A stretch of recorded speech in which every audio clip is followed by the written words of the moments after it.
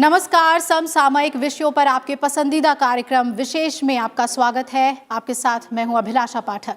केंद्रीय वित्त मंत्री निर्मला सीतारमण ने नई दशक का पहला आम बजट पेश किया, जो आम लोगों की आशाओं और उम्मीदों को समेटे हुए है। इस बार का बजट इस लिहाज से भी खास रहा कि वित्त मंत्री ने अब तक का सबसे लंबा बजट भाषण संसद में दिया। वित्त मंत्री करीब 2 घंटे 41 मिनट तक बोली। आज का विशेष बजट के बारे में है, तो आइए शुरू करते हैं आज का विशेष।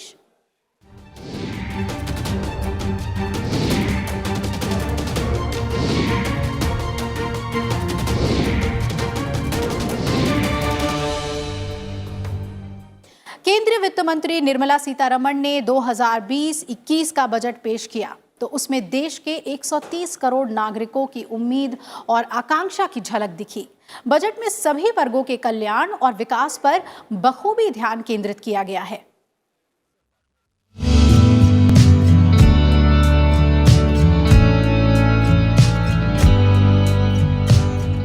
21वीं शताब्दी के तीसरे दशक के पहले केंद्रीय बजट में वित्त मंत्री निर्मला सीतारमण ने भविष्य में बेहतर नतीजे देने वाले अनेक सुधारों की शुरुआत की है। इसका मकसद लघु अवधि, मध्यम अवधि और दीर्घकालिक उपायों से भारतीय अर्थव्यवस्था को ऊर्जावान बनाना है। 2020-21 के आम बजट में 3 प्रमुख थीमों आकांक्षी भारत, सभी के लिए आर्थिक विकास और अंत्योदय पर आधारित एक जिम्मेदार समाज का समावेश किया गया है। सभी वर्ग के लोगों को स्वास्थ्य, शिक्षा और बेहतर रोजगार मुहैया कराने का लक्ष्य रखा गया है। This budget is woven around 3 prominent themes: aspirational India, economic development, and a caring society. The digital revolution, which has placed India in a unique leadership position globally, will see the next wave. राजकोषीय प्रबंधन पर खास जोर दिया गया है। 2020-21 में राजकोषीय घाटा 3.5% रहने का अनुमान है। 2019-20 के लिए राजकोषीय घाटा 3.8% है। आगामी वित्त वर्ष में 30.42 लाख करोड़ रुपए व्यय यानी खर्च का अनुमान है। वहीं आगामी वित्त वर्ष के लिए प्राप्तियां 22.46 लाख करोड़ रुपए अनुमानित है। 2020-21 के लिए पूंजीगत व्यय में 21% की वृद्धि का प्रस्ताव है। 2020-21 के लिए विकास दर 10% रहने का अनुमान है। कृषि, ग्रामीण विकास, सिंचाई और संबद्ध कार्यों पर 2.83 लाख करोड़ रुपए खर्च किए जाएंगे। 15 लाख करोड़ रुपए का कृषि ऋण का लक्ष्य है। स्वास्थ्य क्षेत्र के लिए 69,000 करोड़ रुपए का प्रावधान किया गया है, जिसमें प्रधानमंत्री जन आरोग्य योजना के लिए 6,400 करोड़ रुपए है। स्वच्छ भारत मिशन के लिए 2020-21 में कुल 12,300 करोड़ रुपए का आवंटन किया गया है। जल जीवन मिशन के लिए 3.60 लाख करोड़ रुपए की मंजूरी दी गई है और 2020-21 के दौरान इस योजना के लिए 11,500 करोड़ रुपए उपलब्ध कराए जाएंगे।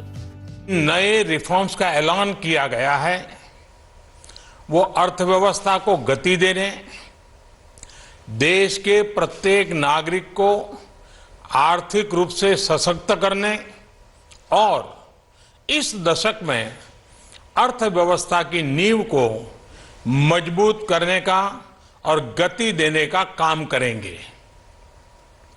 रोजगार के प्रमुख क्षेत्र होते हैं एग्रीकल्चर, इंफ्रास्ट्रक्चर, टेक्सटाइल और टेक्नोलॉजी।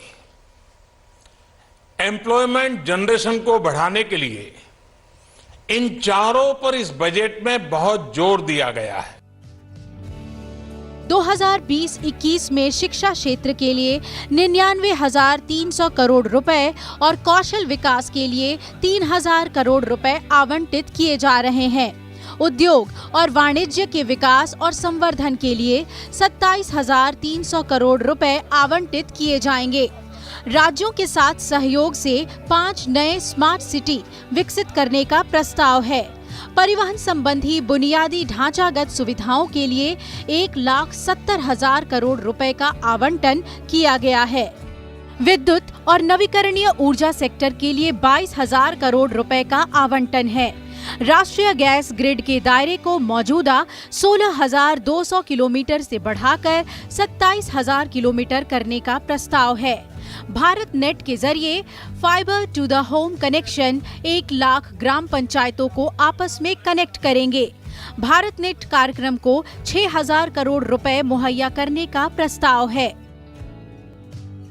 2020-21 के दौरान पोषण संबंधी कार्यक्रमों के लिए 35,600 करोड़ रुपए का प्रावधान किया गया है। इसमें महिला विशिष्ट कार्यक्रमों के लिए 28,600 करोड़ रुपए का प्रस्ताव है। अनुसूचित जातियों और अन्य पिछड़ा वर्गों के कल्याण के लिए 85,000 करोड़ रुपए का आवंटन है।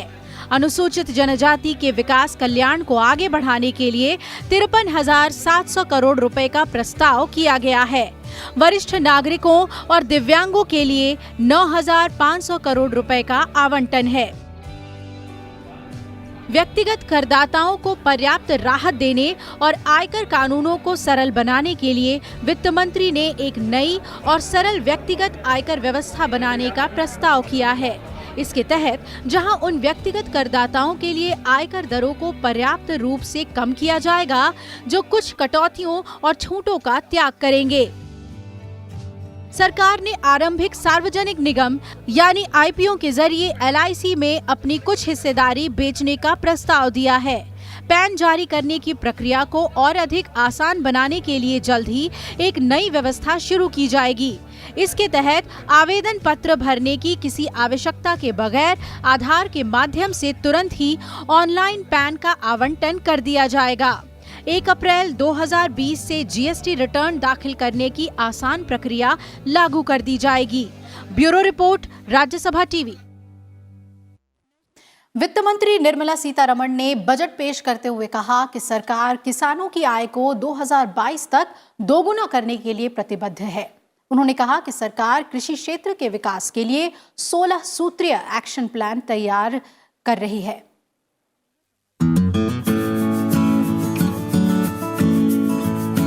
केंद्रीय वित्त मंत्री निर्मला सीतारमण ने 2020-21 के बजट को पेश करते हुए एक बार फिर दोहराया कि सरकार साल 2022 तक किसानों की आय दुगना करने के लिए प्रतिबद्ध है।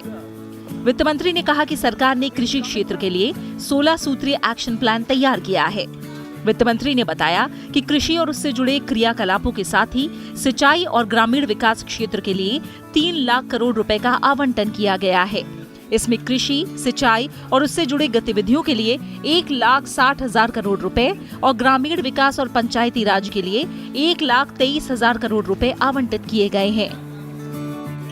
वित्त मंत्री निर्मला सीतारमण ने अपने बजट भाषण में कहा कि सरकार किसानों को अन्नदाता से ऊर्जा दाता बनाएगी। इसके लिए किसानों की बंजर जमीन पर सौर ऊर्जा को बढ़ावा दिया जाएगा। सरकार ने डीजल केरोसिन से सौर ऊर्जा की तरफ बढ़ने का लक्ष्य रखा है। वित्त मंत्री ने कहा कि सरकार किसानों के लिए कुसुम योजना लॉन्च करेगी। इसके तहत 20 लाख किसानों को सोलर पंप सेट दिए जाएंगे ताकि किसानों के खेत में सोलर पंप सेट से सिंचाई हो सके। इसके अलावा 15 लाख किसानों को उनके ग्रिड से जुड़े पंप सेट को सौर ऊर्जा आधारित बनाया जाएगा। बजट में पानी की समस्या से जूझ रहे 100 जिलों में व्यापक उपाय करने का प्रस्ताव किया गया है। इसके साथ ही साल 2020-21 के लिए कृषिगत ऋण का लक्ष्य 15 लाख करोड़ रुपए रखा गया है। साथ ही प्रधानमंत्री किसान के सभी पात्र लाभार्थियों को KCC स्कीम के तहत शामिल किया जाएगा। The NABARD refinance scheme will be further expanded. Agricultural credit target for the year 2021 has been set at 15 lakh crores, 15 lakh crores. Agricultural credit availability. All eligible beneficiaries of PM Kisan will be covered under the KCC, Kisan Credit Card Scheme.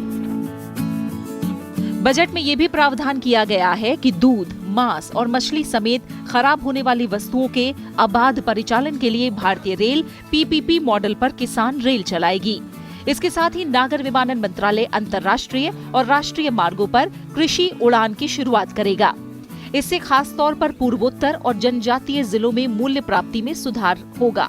इसके साथ ही 2025 तक दूध का उत्पादन दोगुना करने का लक्ष्य भी रखा गया है। वहीं 2025 तक मवेशियों में एफएमडी और ब्रुसेलोसिस और भेड़ बकरियों में पीपीआर यानी पेस्ट हेपेटिस रुमिनेंट को समाप्त करने का लक्ष्य रखा गया है। वित्त मंत्री ने अपने बजट भाषण में कहा कि सरकार तटीय इलाकों में ब्लू इकोनॉमी को बढ़ावा देगी। वित्त मंत्री ने कहा कि सागर मित्र योजना के जरिए मछली पालन को बढ़ावा दिया जाएगा। इसके लिए 2022-23 तक 200 लाख टन मत्स्य उत्पादन का प्रस्ताव रखा गया है। साथ ही 2024-25 तक मत्स्य निर्यात बढ़कर 1 लाख करोड़ रुपए होने की उम्मीद जताई गई है। To build a seamless national cold supply chain for perishables inclusive of milk, meat and fish, the Indian Railways will set up a Kisan Rail through PPP arrangements. Krishi Udaan will be launched by the Ministry of Civil Aviation on international and national routes. This will immensely help improve value realization, especially in Northeast and in the tribal districts. वित्त मंत्री ने कहा कि पिछले 5 साल में ई नाम पर अपना पंजीकरण करने वाले 1,65 लाख किसानों को बाजार कनेक्टिविटी का फायदा मिला है। साथ ही प्रधानमंत्री फसल बीमा योजना के तहत बीमा कराने वाले 6 करोड़ 11 लाख किसानों के जीवन में उजाला आया है। Bureau report, Rajya Sabha TV. केंद्र सरकार ने नए दशक के पहले बजट में स्वास्थ्य और शिक्षा पर भी खास जोर दिया है। केंद्र सरकार सभी के लिए बेहतर स्वास्थ्य सुविधा मुहैया कराने के लक्ष्य पर आगे बढ़ रही है। इसके लिए 2020-21 के केंद्रीय बजट में स्वास्थ्य सेवा क्षेत्र के लिए 69,000 करोड़ रुपए का प्रावधान किया गया है। इस राशि में प्रधानमंत्री जन आरोग्य योजना के लिए आवंटित 6,400 करोड़ रुपए भी शामिल है। वित्त मंत्री निर्मला सीतारमण ने जानकारी दी है कि फिलहाल प्रधानमंत्री जन आरोग्य योजना के पैनल में 20,000 से ज्यादा अस्पताल शामिल हैं। सरकार आयुष्मान भारत के नाम से प्रचलित इस योजना का दायरा दूसरी और तीसरी श्रेणी के शहरों तक बढ़ाना चाहती है, ताकि इस योजना का लाभ और ज्यादा गरीब लोगों तक पहुंच सके। इसके लिए सार्वजनिक निजी भागीदारी के माध्यम से अस्पताल खोलने के लिए पूंजी की कमी की भरपाई सरकार करेगी।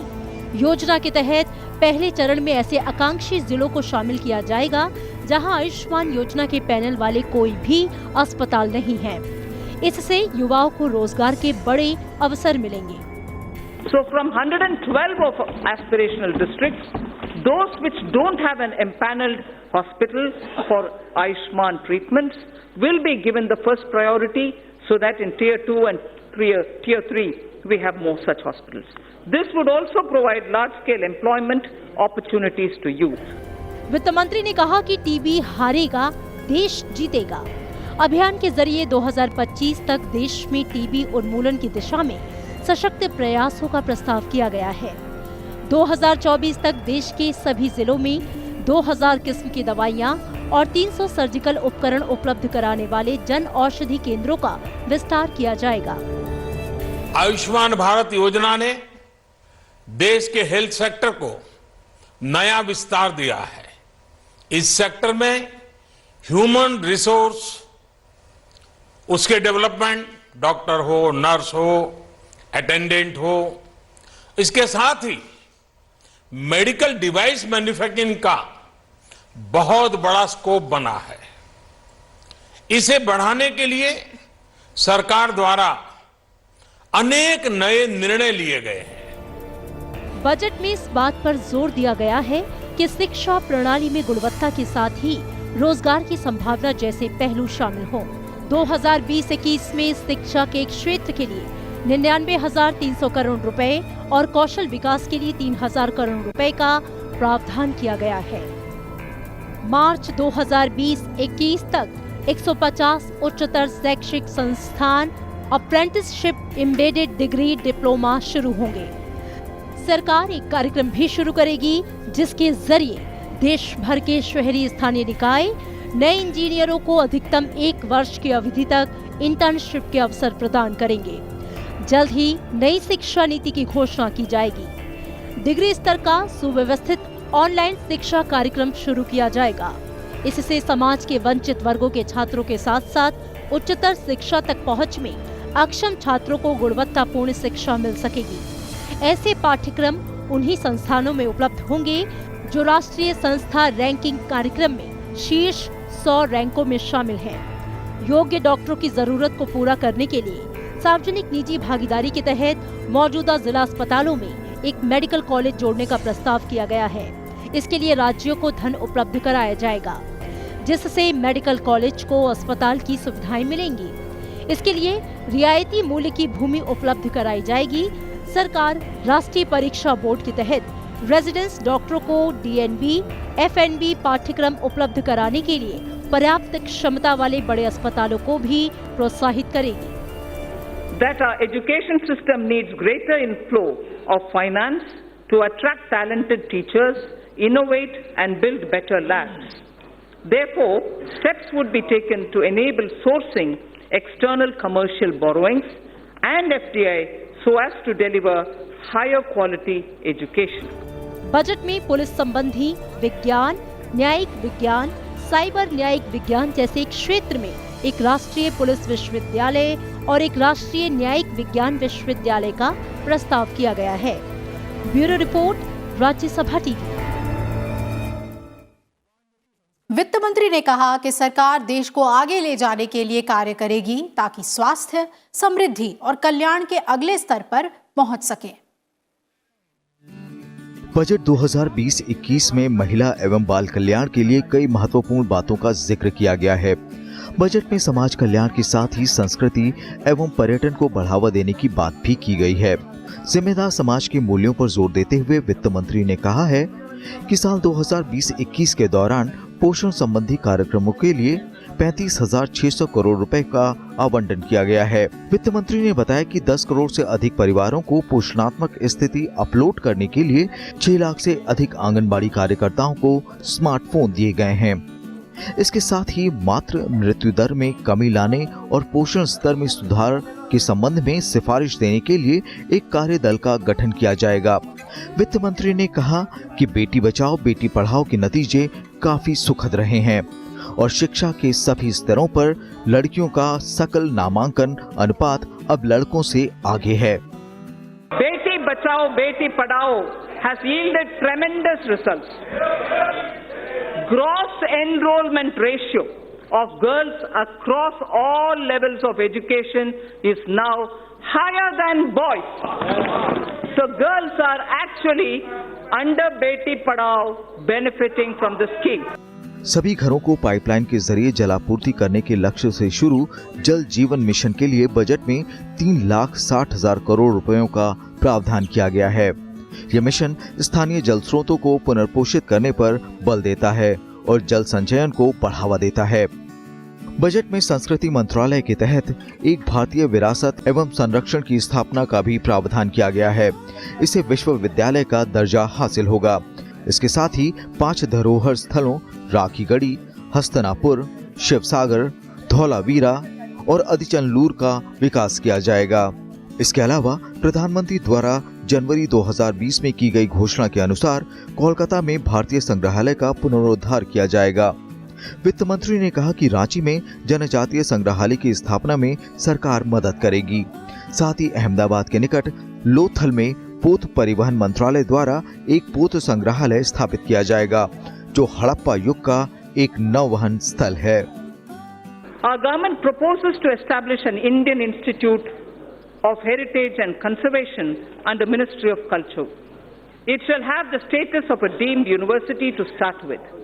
Acquisition of knowledge in disciplines such as museology and archaeology are essential for collecting and analyzing scientific evidence of such findings and for dissemination through high quality museums. Budget प्रस्ताव पेश करते हुए निर्मला सीतारमण ने कहा कि सरकार उन राज्यों को प्रोत्साहित करेगी जो 1 मिलियन से अधिक जनसंख्या वाले नगरों में स्वच्छ हवा सुनिश्चित करने के लिए योजनाएं बना रहे हैं और उन्हें कार्यान्वित कर रहे हैं। पर्यावरण, वन एवं जलवायु परिवर्तन मंत्रालय द्वारा इस प्रोत्साहन के मानदंड के बारे में अधिसूचित किया जाएगा और 2020-21 के लिए इस उद्देश्य की पूर्ति हेतु 4,400 करोड़ रुपए आवंटित किए जाएंगे। Bureau report, Rajya Sabha TV. Budget से आम लोगों को सबसे ज्यादा उम्मीदें होती हैं आयकर को लेकर। इस बारे में इस बार बजट में नई टैक्स दरों के ऐलान के माध्यम से मध्यम वर्ग को राहत मिली है। आइए जानते हैं बजट में प्रत्यक्ष दर, अप्रत्यक्ष दर और बैंकिंग क्षेत्र में क्या प्रावधान किए गए हैं। आयकर देने वाले नौकरी पेशा और व्यापारी वर्ग के लोग साल भर से इस बात का इंतजार करते हैं कि आयकर में उनके लिए कुछ राहत और सहूलियतें हो। वित्त मंत्री ने बजट 2020 में आयकर यानी प्रत्यक्ष कर में इस बार राहत दे दी है। इस बार के इनकम टैक्स स्लैब में जो बदलाव किए गए हैं वो टैक्स अदा करने वालों को काफी राहत देंगे। 5 लाख तक की सालाना आय पर कोई कर नहीं लगेगा और 5 से 7.5 लाख के बीच सालाना आय पर अब 10% की दर लागू होगी। 7.5 लाख से 10 लाख के बीच की आय पर अब 15% की दर लागू होगी। वहीं 10 लाख से 12.5 लाख के बीच की आय पर 20% की दर लागू होगी। 12.5 लाख से 15 लाख के बीच की आय पर 25% की दर लागू होगी और 15 लाख से ऊपर की आय पर 30% का दर लगेगा। खास बात ये भी है कि नई कर व्यवस्था करदाताओं के लिए वैकल्पिक होगी, यानी करदाता पिछले स्लैब के तहत भी कर अदा कर सकते हैं।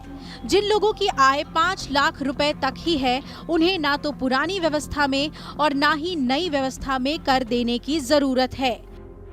नई कर व्यवस्था में करदाताओं के दावित छूटों और कटौतियों के आधार पर लाभ मिलेगा। अब बात करते हैं कॉर्पोरेट कर दर की। वित्त मंत्री ने अपने बजट भाषण में कहा कि कॉर्पोरेट टैक्स को कम करने का जो साहसिक कदम सरकार ने उठाया है, उससे भारत विश्व में सबसे कम कॉर्पोरेट टैक्स देने वाला देश बन जाएगा। नई बिजली उत्पादन कंपनियों को 15% कर दर कर दिया गया है। वहीं होल्डिंग कंपनी को उसकी सहायक कंपनियों से प्राप्त लाभांश के लिए छूट की अनुमति मिलेगी। 100 करोड़ रुपए तक के कुल कारोबार करने वाले स्टार्टअप्स को 10 सालों में से लगातार 3 आकलन वर्ष के लिए 100% छूट का लाभ मिलेगा। स्टार्टअप्स को ईसॉप्स पर कर भुगतान से राहत मिलेगी। एमएसएमई से कम नकदी वाली अर्थव्यवस्था को बढ़ावा देने के लिए कुल कारोबार की उच्चतम सीमा में 5 गुना वृद्धि करके मौजूदा 1 करोड़ रुपए से 5 करोड़ रुपए का प्रस्ताव भी है। सहकारी संस्थाओं पर छूट, कटौती के बिना 10% अधिभार और 4% उपकर के साथ 22% का भुगतान का विकल्प दिया गया है और विदेशी निवेश के लिए कर रियायत भी दी गई है। सस्ते मकान की खरीद के लिए ऋणों की देय ब्याज में 1.5 लाख रुपए तक का अतिरिक्त छूट को 31 मार्च 2021 तक बढ़ा दिया गया है। An individual shall be required to pay tax at the reduced rate of 10% for income between 5 lakhs to 7.5 lakhs against the prevailing 20%. So, anyone who's earning between 5 to 7.5 lakhs, sir, today pays 20%. We are now reducing it in the new regime, which is devoid of exemptions, to 10% only. अप्रत्यक्ष कर में GST को लेकर कई सहूलियतें दी गई हैं। Invoice मांगने वाले ग्राहकों को प्रोत्साहित करने के लिए नकद व्यवस्था दी गई है। नए वित्तीय वर्ष में फाइलिंग को सरल बनाया गया है। सीमा शुल्क को फुटवेयर पर 25% से बढ़ाकर 35% करने और फर्नीचर वस्तुओं पर 20% से बढ़ाकर 25% करने का प्रावधान है। इलेक्ट्रॉनिक वाहन और मोबाइल के पुर्जों पर सीमा शुल्क की दरों में संशोधन का प्रावधान है। बैंकिंग सेक्टर में सुधार सरकार की प्राथमिकताओं में शामिल है। इसका जिक्र करते हुए वित्त मंत्री ने सार्वजनिक बैंकों में सुधार के लिए 10 बैंकों को 4 बैंकों में परिणत करने और 3.5 लाख करोड़ रुपए की पूंजी दिए जाने को बड़ा कदम बताया। बजट में जमा बीमा और क्रेडिट गारंटी निगम ने प्रति जमाकर्ता को 1 लाख की सीमा से बढ़ाकर 5 लाख रुपए करने की अनुमति दे दी है। निजी पूंजी का प्रवाह जारी रखने के लिए IDBI बैंक में सरकार के शेष पूंजी स्टॉक के माध्यम से निजी, खुदरा और संस्थागत निवेशकों और बेचने का प्रस्ताव रखा। बैंकिंग नियामक कानून में संशोधनों का प्रस्ताव किया गया है ताकि व्यवसायवाद बढ़ाया जा सके, पूंजी तक पहुंच आसान हो और RBI के माध्यम से मजबूत बैंकिंग के लिए निगरानी में सुधार लाया जा सके। 5 ट्रिलियन की अर्थव्यवस्था के लक्ष्य को हासिल करने के लिए इन प्रावधानों से सरकार को काफी उम्मीदें हैं। Bureau report, Rajya Sabha TV. और ये चलते चलते जानते हैं बजट में रेल, सड़क, बंदरगाह को लेकर क्या कुछ प्रावधान किए गए हैं। विशेष में इतना ही। नमस्कार। प्रधानमंत्री ने इंफ्रास्ट्रक्चर यानी कि अवसंरचना सेक्टर पर प्रकाश डालते हुए कहा था कि अगले 5 सालों में इस क्षेत्र में 100 लाख करोड़ रुपए का निवेश किया जाएगा। इसके मद्देनजर 31 दिसंबर 2019 को 103 लाख करोड़ रुपए की लागत वाली राष्ट्रीय अवसंरचना पाइपलाइन का शुभारंभ किया गया। इसमें समस्त सेक्टरों में 6,500 से भी अधिक परियोजनाएं शामिल हैं। वित्त मंत्री ने कहा कि अवसंरचना पाइपलाइन के लिए आवश्यक सहयोग के रूप में लगभग 22,000 करोड़ रुपए पहले ही मुहैया कराए जा चुके हैं। इसी तरह राजमार्गों के त्वरित विकास पर भी काम किया जाएगा। इनमें 2,500 किलोमीटर लंबे एक्सेस कंट्रोल राजमार्गों, 9,000 किलोमीटर लंबे आर्थिक कॉरिडोर, 2,000 किलोमीटर लंबे तटीय एवं भूमि बंदरगाह सड़कों और 2,000 किलोमीटर लंबे रणनीतिक राजमार्गों का विकास शामिल होगा। दिल्ली मुंबई एक्सप्रेसवे और 2 अन्य पैकेजों को वर्ष 2023 तक पूरा किया जाएगा। चेन्नई बेंगलुरु एक्सप्रेसवे भी शुरू किया जाएगा।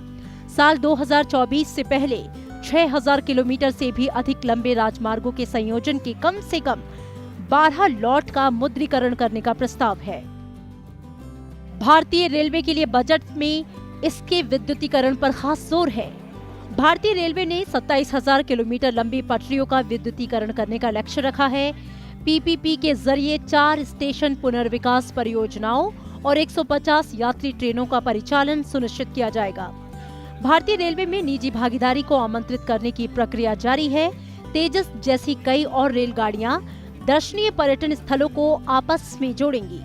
मुंबई और अहमदाबाद के बीच हाई स्पीड ट्रेन के परिचालन पर सक्रियता पूर्वक काम किया जाएगा। इंफ्रास्ट्रक्चर में एविएशन सेक्टर के विकास के लिए सरकार ने खास ध्यान दिया है। उड़ान योजना में आवश्यक सहयोग देने के लिए वर्ष 2024 तक 100 और हवाई अड्डों को विकसित किया जाएगा। आने वाले समय में हवाई बेड़े की संख्या मौजूदा 600 से बढ़कर 1200 हो जाने की आशा है। वर्ष 2020-21 में परिवहन संबंधी बुनियादी ढांचागत सुविधाओं के लिए 1.70 लाख करोड़ रुपए का आवंटन करने का प्रस्ताव है। देश में बिजली की बढ़ती जरूरतों के मद्देनजर वित्त वर्ष 2020-21 में विद्युत एवं नवीकरणीय ऊर्जा सेक्टर के लिए 22,000 करोड़ रुपए का आवंटन करने का प्रस्ताव है। इसके साथ ही राष्ट्रीय गैस ग्रिड दायरे को मौजूदा 16,200 किलोमीटर से बढ़ाकर 27,000 किलोमीटर करने का प्रस्ताव है। नई अर्थव्यवस्था के तहत निजी क्षेत्र देश भर में डेटा सेंटर पार्कों का निर्माण कर सके, इसके लिए जल्द ही एक नीति लाई जाएगी। इस वर्ष भारत नेट के जरिए fibre to the home connection 1 lakh ग्राम पंचायतों को आपस में कनेक्ट करेगा। 2020-21 में भारत नेट कार्यक्रम को 6,000 करोड़ रुपए मुहैया कराने का प्रस्ताव किया गया है। स्टार्टअप को लाभान्वित करने के लिए IPR के निर्बाध इस्तेमाल और इन्हें दर्ज करने के लिए डिजिटल प्लेटफॉर्म बनाने की योजना है। विभिन्न प्रौद्योगिकी सेक्टरों में नॉलेज ट्रांसलेशन क्लस्टरों को स्थापित करना शामिल है। अवधारणा की साक्ष्य की डिजाइनिंग, इनके निर्माण, वैधीकरण तथा प्रौद्योगिकी क्लस्टरों का स्तर और अधिक ऊपर उठाने के लिए हार्बरिंग टेस्ट बेड एवं छोटी विनिर्माण इकाइयां स्थापित की जाएंगी। राष्ट्रीय क्वांटम प्रौद्योगिकी एवं अनुप्रयोग मिशन के लिए 5 वर्षों की अवधि के दौरान 8,000 करोड़ रुपए का प्रावधान करने का प्रस्ताव किया गया है। इंफ्रास्ट्रक्चर में सरकार ने जो प्रावधान किए हैं वो देश को विकास के पथ पर आगे ले जाएंगे। Bureau report, Rajya Sabha TV.